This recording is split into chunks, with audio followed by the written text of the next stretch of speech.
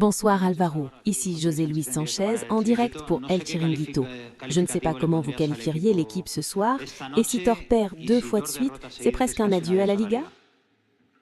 Non, bien sûr que non, il reste 36 points et nous n'avons d'autre objectif que de nous battre pour les remporter. Personne ici ne va baisser les bras, bien sûr.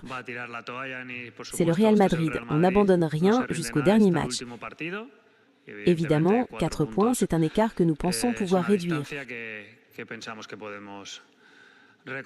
Et pour cela, nous allons nous battre, travailler, à commencer par le prochain match à vider. Mais bien sûr, c'est le Real Madrid et personne ne va abandonner ici. Comment ça va, Alvaro?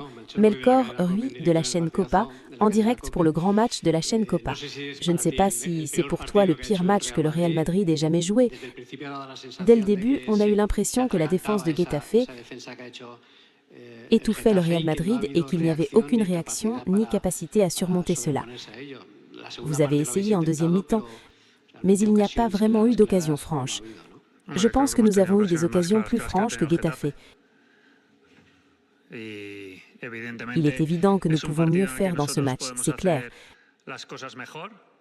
Mais c'est aussi un match où je pense que mes joueurs ont essayé et où nous avons eu des occasions bien plus nettes que celles qu'ils ont eues. Et nous avons essayé non seulement de marquer dès la première minute, mais nous avons aussi eu une occasion très nette en première mi-temps.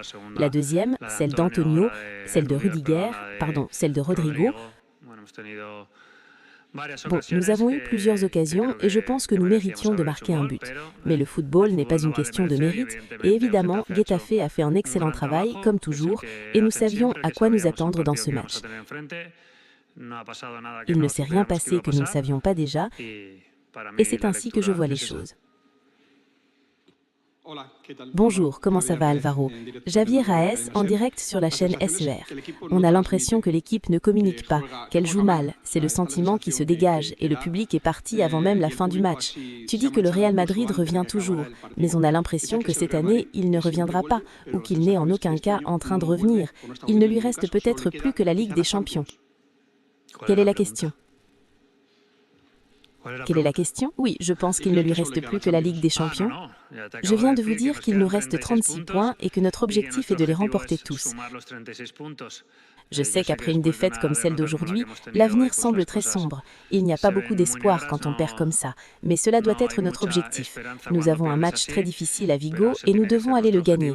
Ensuite, nous aurons la rencontre contre un grand rival comme Manchester City. Mais ici, personne ne laisse tomber le championnat ni quoi que ce soit d'autre. 36 points, nous allons les chercher en sachant que nous avons beaucoup à améliorer. Mais vraiment, je n'ai rien à redire sur les efforts de mes joueurs aujourd'hui. Nous pouvons mieux faire et c'est ma responsabilité, bien sûr. Bonjour Alvaro. Olivia Rodenzo du País. La tendance depuis le début de l'année est mauvaise, et ce depuis avant votre arrivée. Je voudrais vous demander si vous pensez que l'équipe dispose des outils nécessaires, et vous-même également, pour inverser la tendance dans les mois qui restent de la saison. Merci. Oui, je vois bien que nous avons de grands joueurs, un excellent effectif, des joueurs qui vont se remettre et je pense qu'ils vont beaucoup nous aider. Et comme je te l'ai dit tout à l'heure, je pense que notre objectif est de continuer à nous améliorer, de savoir que nous pouvons mieux faire sur le terrain. Mais je pense sincèrement, et je comprends les critiques, je comprends un peu le point de vue après une défaite comme celle-ci, mais après avoir mal joué, moins bien ou moyennement, je pense que nous avons fait un match où nous méritions de marquer plus de buts que Getafe, ce qui n'a pas été le cas. Ils ont abordé le match comme nous savions qu'ils allaient le faire, ils ont marqué un superbe but et nous n'avons pas su profiter des occasions que nous avons eues. Bonjour, monsieur.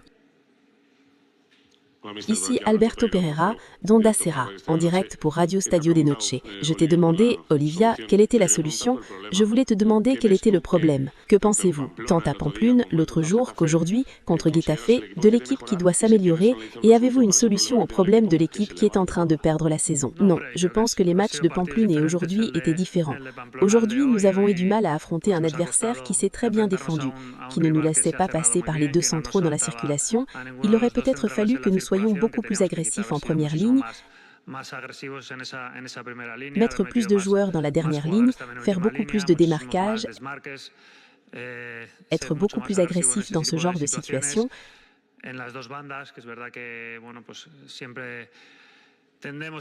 Sur les deux ailes, il est vrai que nous avons toujours tendance à rechercher cette solution facile qu'est Vinicius, qui a beaucoup de débordements. Mais nous devons être capables d'avoir des débordements des deux côtés, d'être une menace constante des deux côtés, ce que nous devons corriger et améliorer. Nous avons beaucoup parlé de la difficulté d'attaquer des blocs bas, un match qui a également connu de nombreuses interruptions et l'arbitre a laissé se jouer sans intervenir, arrêtant le match, beaucoup de fautes, sans critiquer Getafe car ils font ce qu'il aurait permis de faire. Face à cette difficulté que nous a posée Getafe, nous avons eu du mal à créer plus d'occasions que celles que nous avons eues, qui je pense auraient suffi pour marquer 1 ou 2 buts supplémentaires. Mais il y a bien sûr beaucoup de marge d'amélioration. Comment ça va, Alberto Martin du journal Hockey Diario. Depuis ton arrivée, tu nous as beaucoup parlé de madridisme, du fait que tu connais bien le Real Madrid. Je voulais te demander parce que ces joueurs, toi qui es joueur du Real Madrid, comment peux-tu voir ces joueurs jouer ainsi au stade Antigo Bernabéu, dans un match où tu as beaucoup parlé du fait que vous avez eu des occasions, mais que vous êtes incapable de bien jouer, de ce que ressent le public? Non, je n'ai pas dit que nous étions incapables de bien jouer, ne me faites pas dire ce que je n'ai pas dit. Je pense qu'il est vrai que nous avons eu des occasions de marquer des buts. Il est également vrai que nous pouvons mieux jouer. Et je répète, je ne peux pas reprocher à mes joueurs leur manque d'effort. C'est la première chose que je leur demande. Et l'amélioration du jeu, c'est ma responsabilité et c'est mon travail. Donc si quelqu'un est responsable de la défaite, c'est moi, je l'assume, et il ne me reste qu'à travailler avec mes joueurs. Bonjour Alvaro, bonjour Romero, El Mundo. Je voulais vous interroger sur les changements. Il y en a eu 3 assez tôt. Le public, une partie du public, j'ai l'impression qu'il a sifflé le changement de Thiago, puis l'a applaudi. Et surtout les 2 changements en défense, Dean, David avait quelques petites surcharges à la mi-temps, mais nous cherchions également à être un peu plus, comme je l'ai dit auparavant, agressifs avec le jeu des défenseurs centraux, afin qu'ils ne sautent pas sur l'un des défenseurs centraux pour créer plus d'espace dans leur structure. Avec Carvajal, bon, pour avoir un peu plus d'amplitude et d'agressivité sur les ailes, et Rodrigo, bon, c'est un joueur qui, avec peu d'espace, peut générer beaucoup de choses. Je comprends que le changement de Thiago ait été sifflé, car comme je l'ai déjà dit à plusieurs reprises, il ne remplace pas les joueurs parce qu'ils jouent mal. Et bien sûr, je pense que Thiago a fait un grand match. Un grand effort, on ne dirait pas que c'était son premier match en tant que titulaire au Real Madrid.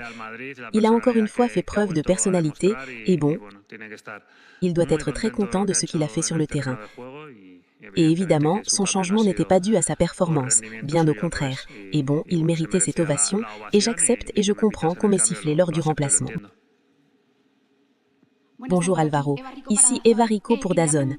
Je voulais te demander, après 2 défaites consécutives, dans quelle mesure penses-tu que les absences de joueurs comme Bellingham et Mbappé ont influencé le résultat? Merci. Eh bien, quand on perd, on pense toujours aux joueurs importants comme ceux que vous avez cités, mais nous sommes le Real Madrid et je ne peux pas trouver d'excuses aux absences de joueurs comme Bellingham et Mbappé. Je pense que nous avons suffisamment de joueurs et de qualité pour gagner les matchs. C'est pour cela que nous avons cet effectif. Donc je ne vais pas chercher d'excuses dans les absences d'aujourd'hui. Passons aux 2 dernières questions. Bonjour Alvaro, comment ça va? Ruben Canizares de ABC. Quand un club, et plus particulièrement le Real Madrid, change d'entraîneur, il cherche à donner un nouveau souffle à l'équipe, à l'améliorer, à obtenir de meilleurs résultats. Tu es sur le point de fêter tes 2 mois en tant qu'entraîneur du Real Madrid. Il est évident que tu as réussi, par exemple, à faire ressortir le meilleur de Vinicius, qui est meilleur qu'avant. Mais au-delà de cela, en quoi penses-tu avoir amélioré le Real Madrid au cours de ces 2 mois? Ce n'est pas à moi de faire ces évaluations. Dernière question. Alvaro, comment ça va? Miguel Ángel Toribio, en direct pour Radio Marca. Je voulais vous interroger un peu sur l'issue du match avec les cartons jaunes et le carton rouge de Mastantuono. Je ne sais pas si cela vous dérange en tant qu'entraîneur du Real Madrid qu'avec un effectif qui compte autant d'absents, autant de blessés, il n'ait pas cette capacité de réflexion pour, dans le cas de Hausen et Carreras, éviter ce 5e carton jaune pour Balaidos et surtout, si vous me le permettez, l'auto-expulsion de Mastantuono. Bon, ce sont des choses qui ne peuvent pas arriver. Celle de Mastantuono, je ne sais pas exactement ce que l'arbitre lui a dit. Mais s'il l'a expulsé, c'est pour une bonne raison. Nous ne pouvons pas nous permettre ce genre d'action. Et je comprends que les cartons jaunes de Hausen et Carreras sont le résultat du jeu et qu'ils vont nous priver de 3 joueurs importants pour le match à Balaidos. Mais je comprends qu'ils ne sont pas recherchés, loin de là, par les joueurs. Merci beaucoup. Merci.